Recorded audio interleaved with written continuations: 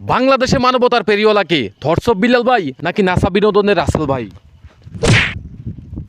কি ভাই, আমি আপনাকে জিজ্ঞাসা করলাম, কি আপনি করলেন কি? বাংলাদেশে মানবতার পেরিওয়ালা কে? থটস অফ বিলাল ভাই নাকি নাসা বিনোদনের রাসেল ভাই? আবারও কি ভাই, আমি আপনাকে সাংবাদিক হিসেবে এটা জিজ্ঞাসা করতে পারি না? আপনি জানেন না আমি থটস অফ বিলাল ভাইয়ের সাথে সবসময় থাকি? ওনার কানে যদি আমার এই কথাটা যায় যে আপনি আমাকে এভাবে আঘাত করছেন, উনি আপনাকে কি করতে পারে? সারা বাংলাদেশ থেকে বয়কট করে দিতে পারে।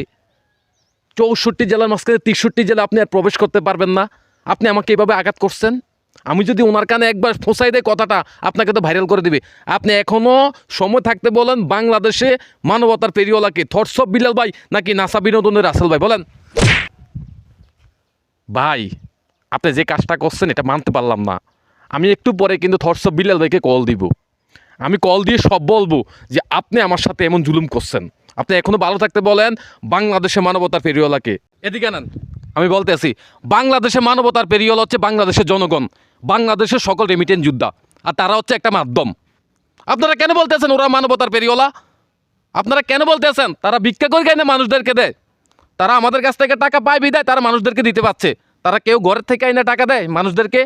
1 টাকা দিয়েছে বলেন, প্রমাণ দেখাতে পারবেন? সেই প্রমাণ তো দেখাতে পারবেন না। অথচ আপনি বলতে আছেন তারা মানবতার পেরিওয়ালা।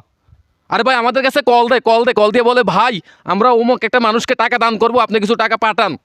তখন আমরা সেই টাকা পাঠাই তাদের কাছে। আর আপনারা বলেন যে থটস অফ বিলাল ভাই আর নাসা বিনোদনের রাসেল ভাই নাকি মানবতার পেরিওয়ালা। মানবতার পেরিওয়ালা হচ্ছে, মানবতার মহাজন হচ্ছে বাংলাদেশের জনগণ, যারা তাদেরকে টাকা দিচ্ছে আর সেগুলো মাধ্যম হিসেবে তারা পাবলিকদেরকে দিচ্ছে।